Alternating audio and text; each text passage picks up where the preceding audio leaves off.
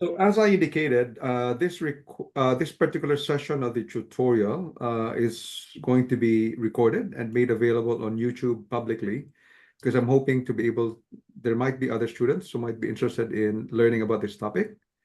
So, you can turn off your video if you wish, and then, or you can anonymize your name. So now I'm trying to move my screen, having difficulty doing it. Give me a sec. What's going on? I can't even move it. Okay.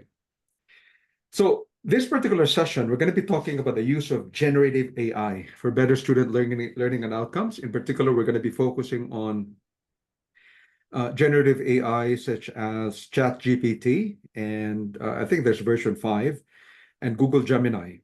There are, of course, paid versions, but I've actually only been using Google Gemini because it's for free, I think. And I'm actually going to show you how to use Google Gemini. We're just going to use Google Gemini for our purposes as we go through this particular exercise. And my experience has been that if you know how to use generative AI, you could actually come up with better answers. You can learn from what generative AI is giving in terms of answers or advice. And that will lead to better student learning outcomes and better grades even. And that, which is why I'm very excited to talk about this particular topic. But before I talk about how to use generative AI for better student learning and outcomes, I'm going to talk about some warnings first, okay? So let me begin by talking about the usual warnings. So, so as I mentioned, generative AI such as Google Gemini and ChatGPT, they can be very useful tools for learning, and they can generate answers, and the answers that they generate, they should only be used as prompts or as tools or reference. So in other words, sometimes before you can begin, like you wanted to write a sentence or you wanted to write an essay or paragraph, you don't know where to begin. So generative AI can generate answers as prompts. So they can trigger some ideas for you. That's essentially why they're useful. Generative AI can also be very helpful because they can give you various answers. So you can say, give me another answer, and it will spit out another answer. So it gives you more information so that you are in a better position to evaluate, what the correct answer might be. And they can actually be very useful in tutorials. And what we're going to be doing tonight is to use one of the tutorial problems and use generative AI to come up with an answer. And I will show you that, if you don't do it properly, you'll end up with a not so good answer. And if you do it properly, you'll come up with an even better answer. And that kind of way of doing it will be very helpful in relation to online assessments. But again, with a warning that I'm not teaching you to cheat. Okay? I want to be clear about that. I'm just trying to help you use generative AI as a tool. Generative AI can also be very helpful for proofreading and editing, and also in improving sentence structure. And I really encourage you to really use generative AI for this purpose. This particular technology, the ability of AI, artificial intelligence, to proofread and edit and suggest improvements in sentence structure has been there for, I think, more than 50 years. So for example, you have a tool such as Grammarly and Write Something. And if you look many years ago, more than a decade ago, if you put your Word file in these artificial intelligence tools, they will tell you that you need to change or revise your essay. So it's been there. That isn't cheating. In fact, even today, a lot of well-known scholars, those who submit manuscripts to top journals, they often need the assistance of editors, and even a lot of authors need editors. In other words, when you see a book or a manuscript that is really well written, it's often because an editor has been hired to assist them in writing well. So in that case, the role of the editor is not to generate new ideas or to change the ideas of the author or the one who wrote something. The purpose of the editor is only to improve, what has been written, to make sure that they comply with rules of grammar, and to ensure that they're more readable, and to ensure that there are no proofreading errors. Are we clear so far? That technology has been there for a very, very long time. And I would really encourage students to make use, at the very least, of generative AI for that purpose. Because what often happens is that students will submit essays or answers, and they're just so difficult to read. When if the student had taken the time to just feed their answers in a tool such as ChatGPT or Google Gemini, and prompt the generative AI to just say, um, improve this writing and focus only on grammar and proofreading, the generative AI will come up with something that's better, and that won't be cheating, because it's all it's doing is to focus on grammar and proofreading, etc. Okay, but generative AI is more than that. As I said, it can be a tool for learning, particularly in relation to generating answers. Okay, so which is why I'm very excited about this. Okay, but before I get to the how we use generative AI, uh, and I'm not going to talk about what generative AI is. You can do that on the internet to find out what Google Gemini and ChatGPT do. But I'll be focusing more on the how today. But before I get there, I'd like to have a few points to raise. So this isn't coming from me. The source here is Professor Stephen Colbrand. He sent out a Take 5 on AI and chatbots. A lot of students receive this. And the crucial point about generative AI or chatbots, for example, is really prompt engineering. And that's what I'm actually teaching you today. Prompt engineering, how to prompt generative AI so that it generates answers that can assist you. That's kind of the more difficult part. In other words, it's almost like providing instructions to generative AI. If you provide the wrong instructions, it's going to give you garbage. It's like garbage in, garbage out. But if you provide proper instructions, what we call prompt engineering, then generative AI will be very helpful. That's what we're going to be doing today. So that's coming from Professor Stephen Colbrand. Prompt engineering is a skill that you must learn. So I'm not going to read the whole thing. Now, it also is incorrect, according to Professor Stephen Colbrand, that you no longer need to study law just because generative AI is there. So you need to study law, and I would like to emphasize that again. You use generative AI, but you need to study. Okay, so, and then if you don't develop a legal memory, it will mean that you wouldn't know if the answers provided by generative AI are actually correct or not, or to what extent they're actually weak. But if you have the background knowledge, then you can gauge whether or not what generative AI has suggested or proposed is something which can be helpful to you or not. The crucial point as well is that generative AI can hallucinate. It can make things up. And in the United States, there have been lawyers who were sanctioned by the courts because they submitted pleadings which were generated by AI. And in those cases, in those instances, their pleadings contained so-called cases that were actually fictitious because they were invented by AI. Can you imagine the effect of that? And they were sanctioned by the courts. And so be aware that AI can hallucinate. But what I will do tonight is to teach you a way by which you reduce the possibility that the AI hallucinates. So I'll be using prompt engineering. I'll teach you how that when you use generative AI, it's unlikely that AI is hallucinating. I'll teach you how. That's my goal. So in other words, what I'm doing about prompt engineering, it's, Professor Stephen Colbrand is saying it's okay. And I already got the permission from Deputy Dean, Associate Professor Anthony Weber, that I'm able to do this tonight, because there can be a potential that there will be complaints that I'm teaching students to teach, and that's not my goal. Okay, and I'm not gonna teach you how to breach academic integrity policies. According to Professor Stephen Colbrand, generative AI can provide accurate 24/7 tutoring capabilities, etc. They can help you for revision. Just to show you how important this topic is, But even though I'm teaching you how to use generative AI, you will still notice that the tutorials are different. I mean, I'm hoping that the tutorial experience you've had with me isn't something that is less important just because generative AI is there.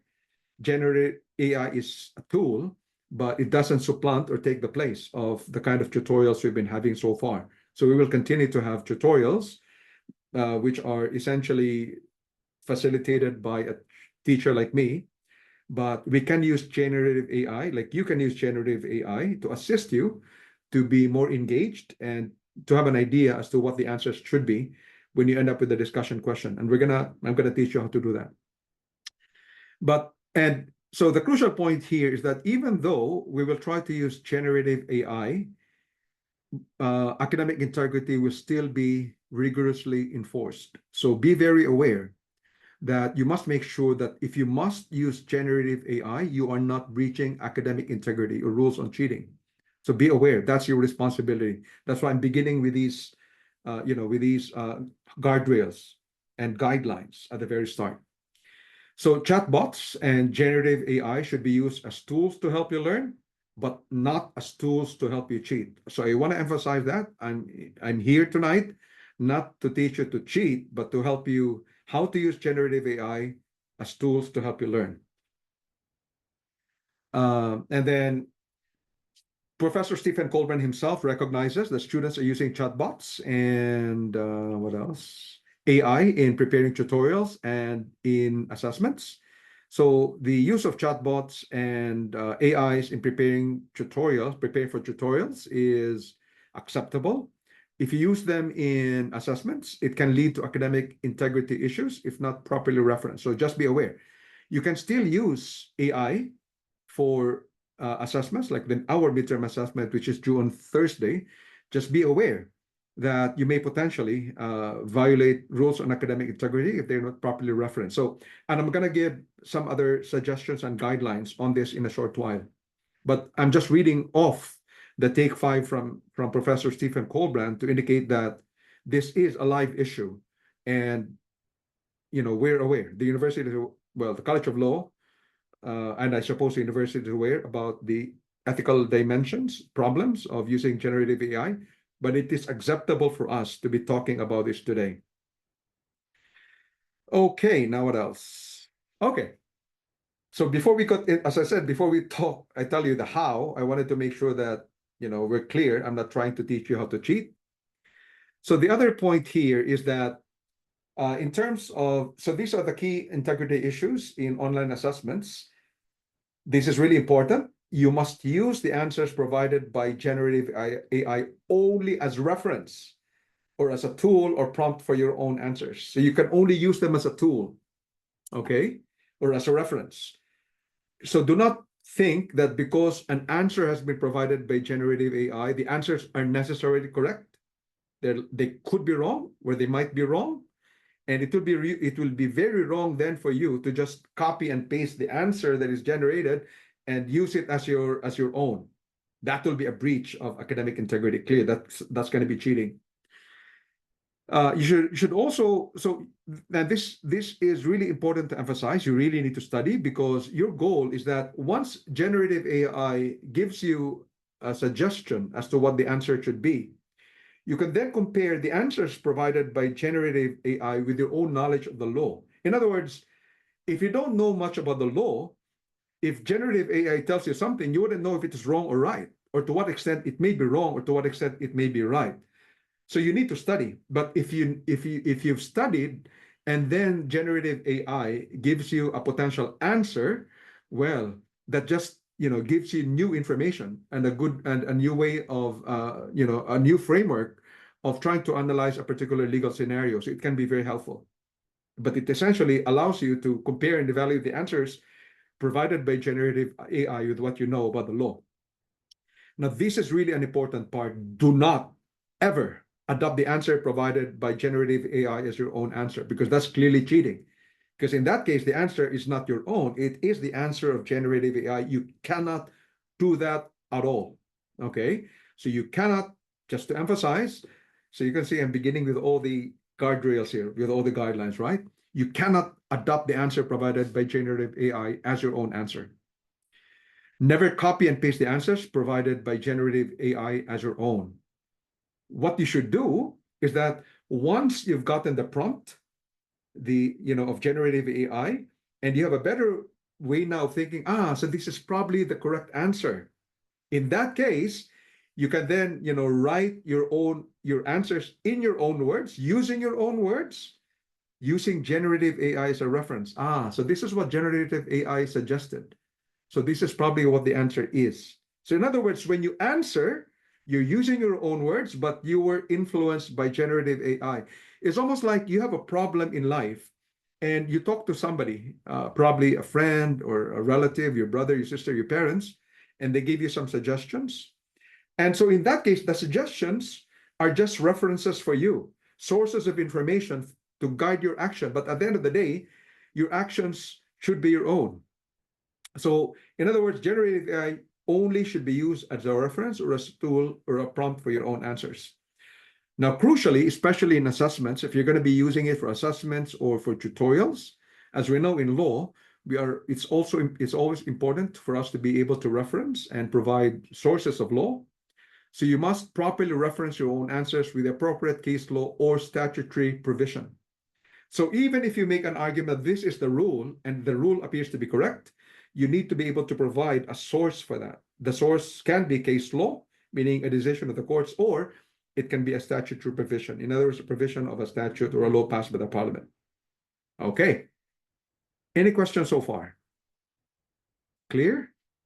Now, hang on.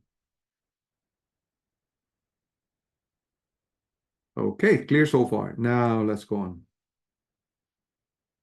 Now, final warning before we go to the how. So I'm making sure that I do this so I don't get into trouble. Be aware of and comply with university policies on cheating and academic integrity. You must study and not rely on generative AI. And be aware that generative AI can hallucinate and invent false and misleading answers. Okay, clear. Any questions? So having said that, so as I said, I'm not teaching you how to cheat. I'm teaching you how to use generative AI because it's out there. It's actually not that difficult. Okay.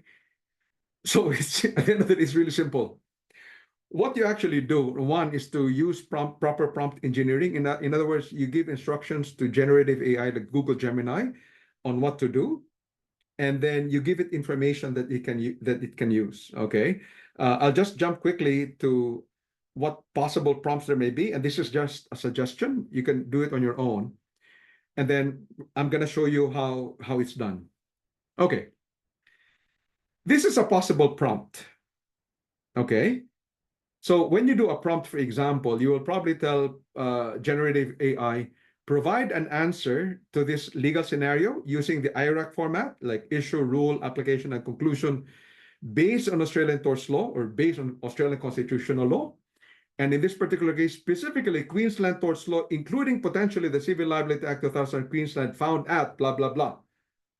So you will notice that there is a prompt. I'm giving instructions to generative AI that when it gives me an answer to a legal scenario, which could be an assessment question or a tutorial question, it must use the IRAC format. I'm giving that instruction. I'm also telling it that, when you answer, make sure it's based on Australian torts law. So it doesn't talk about Canadian torts law or American torts law. And then I say specifically Queensland torts law. So third instruction, including potential the Civil Liability Act 2003 Queensland, and I make it very specific, look at this particular law, just to be sure. That particular prompt then, you will notice, narrows down the information that AI is meant to base its answer on. You're giving clear instructions. It's almost like, you bring your car to the shop for repairs, and you give the mechanic very clear instructions. Please focus on this, please focus on that, please focus on this. Because if you don't, and you just give the car to the mechanic, he'll say, what am I supposed to do? Same thing with generative AI. The more specific your instructions are, the better will be the output generated by AI, and the less likely it will hallucinate, because then you're So here, for example, the prompt is clear. It's using the IRAC format. It's Australian tort law. It's specifically Queensland tort law. You possibly use the Civil Liability Act, and you're actually directing generative AI use this particular legislation. Okay, clear. Now this is where the beauty of it is. Okay, and this is where it's really simple. You also instruct AI that in providing the answer, use the following information. It's very specific. In that case, you insert the relevant sections of the study guide or textbook or learning resource. So you're telling AI that if you must give me the answer, give me an answer, but base that information on the information I'm feeding you, which is a section of the study guide, for example, or a textbook or learning resource. In other words, it's not hallucinating and you're telling AI clearly, you must base your information on the information I'm giving you. It narrows it down. Yes. And you may also say, also use information from this case. It means you might say, oh, use the case of Adil's Palace and Mubarak, or use the case of Kirkland, Stewart, and Vinstra. And in that case, if you could provide information about that case. By narrowing this down, providing information to AI itself, information about the information it's meant to be using in giving an answer, generative AI will come up with a very good answer. Any questions so far? So I'll give you an example. I'm going to stop share now. I'll use something else to share. Okay, hang on. Where am I? Okay. Let's look at Google Gemini. And so what I did was, we're just using the tutorial question. So Google Gemini is actually for free. It's really helpful. It's almost like ChatGPT, but for our purposes, we're using Google Gemini. So here, what I did was, so I'm trying to give you a comparison. So what I simply did was I said, provide an answer to this legal scenario. So this is important because what I'd like you to do is that in the future tutorials, you can actually use Google Gemini to get a sense of what the answer or the legal advice ought to be. So that when we have a tutorial, you come into the tutorial not only with your background knowledge of what the law is, but you're in a better position to actually really get engaged because you are in a position to provide legal advice based on what you've learned from generative AI and your own personal knowledge.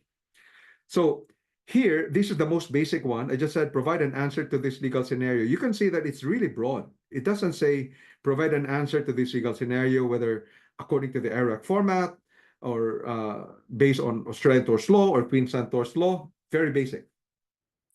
So because it's so basic, it just says, well, it's in a sense, it's really good. Talks about, oh my goodness, I'm getting hungry now. What time is it? Sorry, what time is it? Haven't had dinner. It's Okay, 6 past 8. Okay, 6 past 8. Okay, my brain is slowing down. Apologies.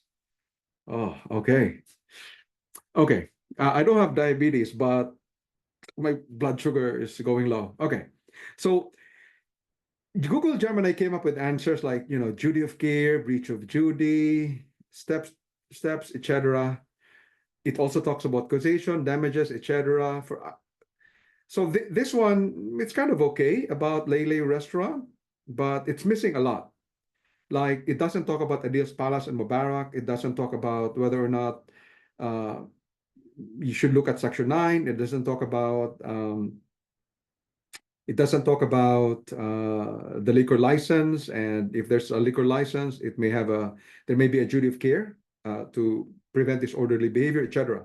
Because it's too broad.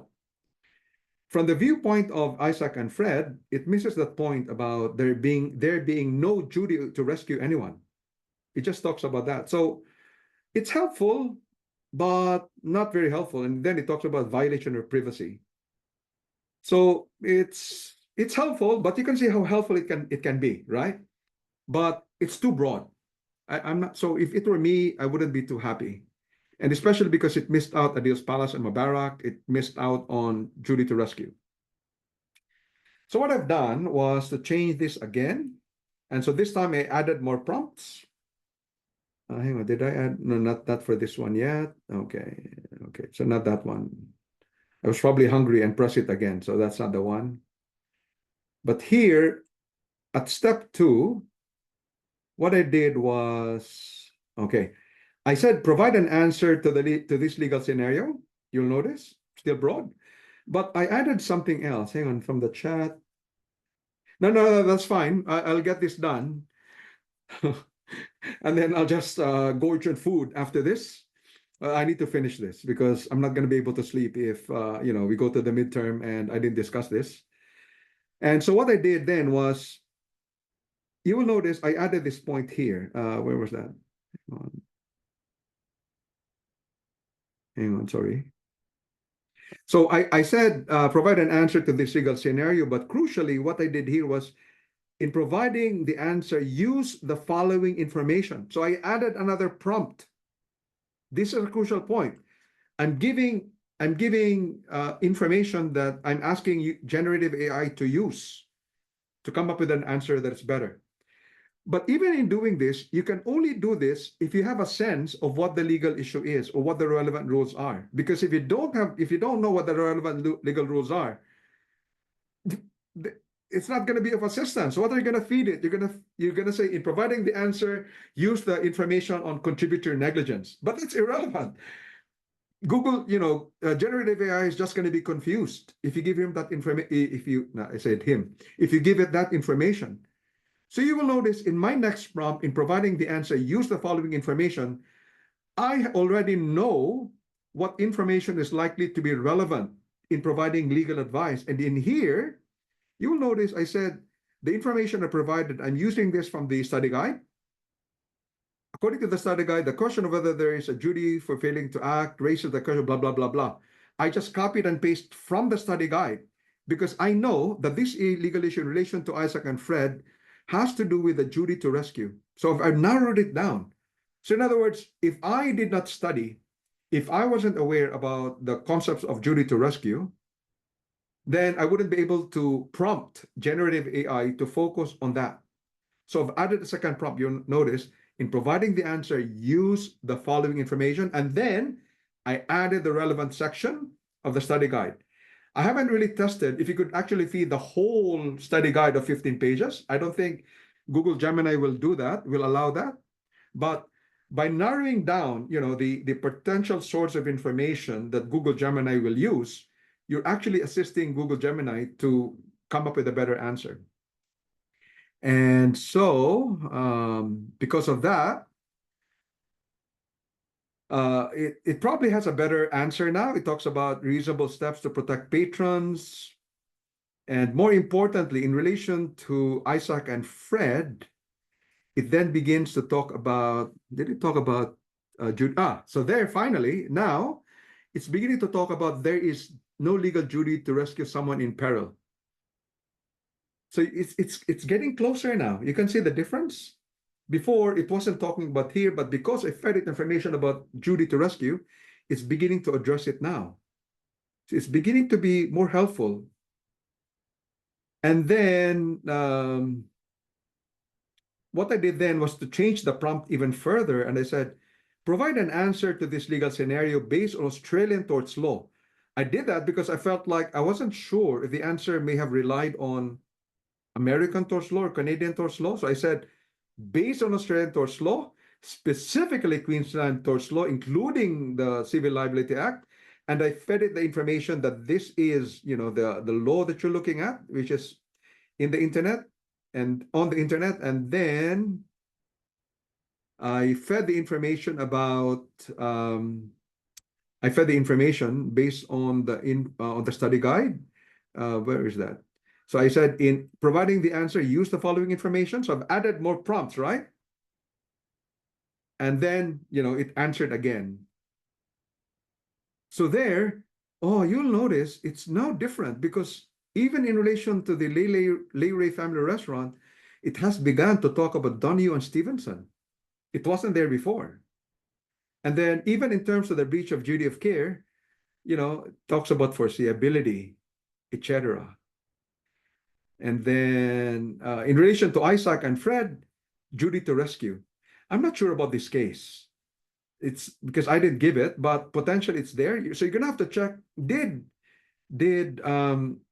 Google Gemini just invent this case? I haven't checked, but you know that the case of Stewart, Vinstra, and Kirkland talks about there being no Judy to rescue.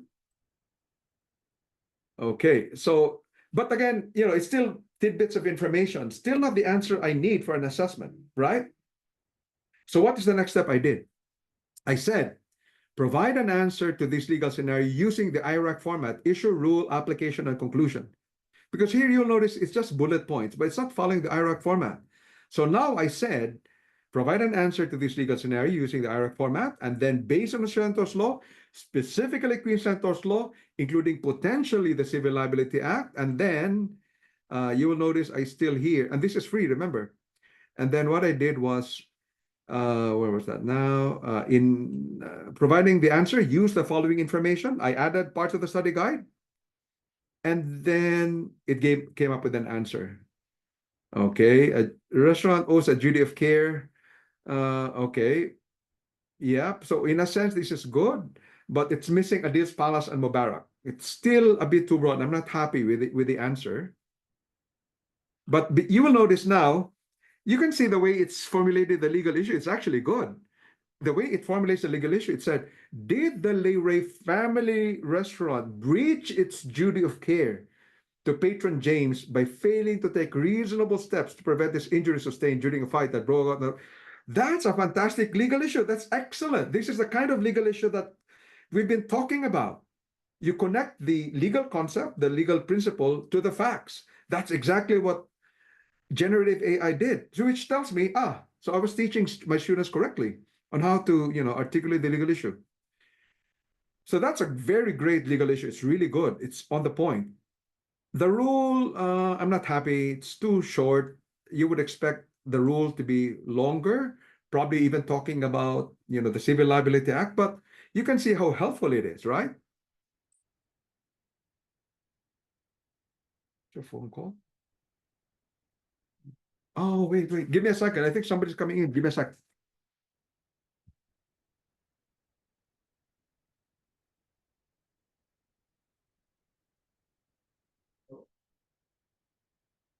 Yeah, what do I do? The key. Okay. Is it opening now? Okay.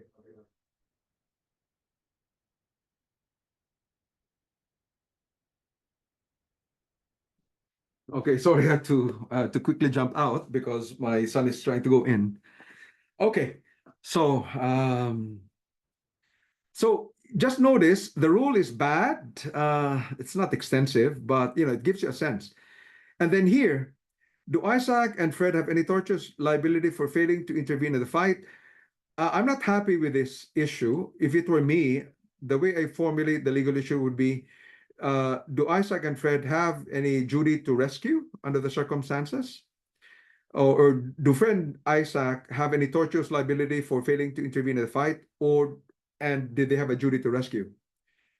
So because by doing so, it allows you to talk about legal duty to rescue someone.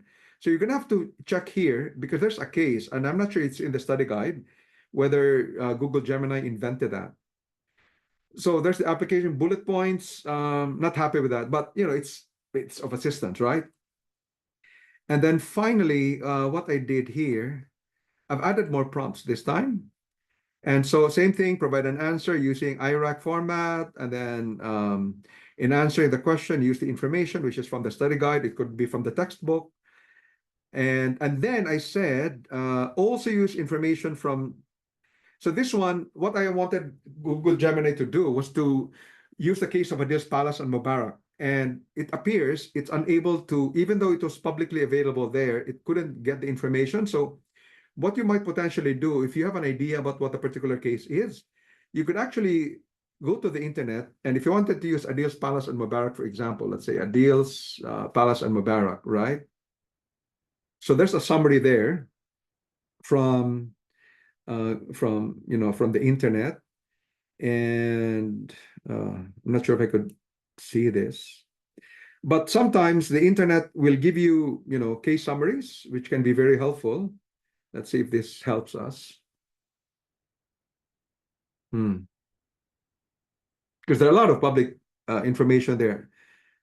And I'm not saying that once you see something, it's necessarily correct. Oh, it's not open. Hang on. I don't know what I clicked on. Well, anyway, my point there is you will often come across like cases, come across some sites which provide you with cases like this one. And then you just read the case, copy and paste, and put it there as a prompt. And that will help you. Because apparently Google Gemini was not able to read that particular case from Jade. And then here you can see the legal issue now. And look at the rule. The rule is still not that good because I would have expected something longer. You can see the application, you can see the conclusion. But the whole point there is that you're using Google Gemini as a guide, as a reference. It's very helpful. That's it. Any questions? No, I'm glad you showed us how to work that though, because I'm not very good at technical stuff and that seems very easy. So thank you for taking It is the time. very easy, right? Yeah, it is very easy. The crucial point, remember, again, is that I go back to the PowerPoint slides I have. I really need you to be careful, all of you, that, when you use Google Gemini, you don't end up committing, breaches of academic integrity. So you have to remember to always use the answers as reference or as a tool. Do not adopt the answer provided by generative AI. Never copy and paste. You must always write your answers using own words, properly reference your answers. And crucially, so there are two parts, there are two ways by which, well, three ways by which generative AI helps. One, it can give you an insight as to what the correct answer is. It gives you an idea. Two, it will actually give you an actual answer so that you have a sense of how to frame your answer. And thirdly, you can use generative AI to polish your answer so that you follow rules of grammar. It's well written, it's flawless, English is very good, no spelling errors, that type of thing. That is all technology, but Google Gemini is very important. Like you just say, improve this writing, focusing on grammar and spelling and proofreading. And generative AI will do that for you. Okay, any questions before we end tonight's tutorial? I hope that had been helpful. Any questions before we go? No, thank you. Thank you very much. Okay. Okay, then. So enjoy answering the midterm assessment. I hope this will help you in your midterm assessment and in future assessments. And I'll see you again after the term break. So I'll see you in Thank 2. you. Okay. Thanks, everyone. Good Bye. night. Bye. Bye.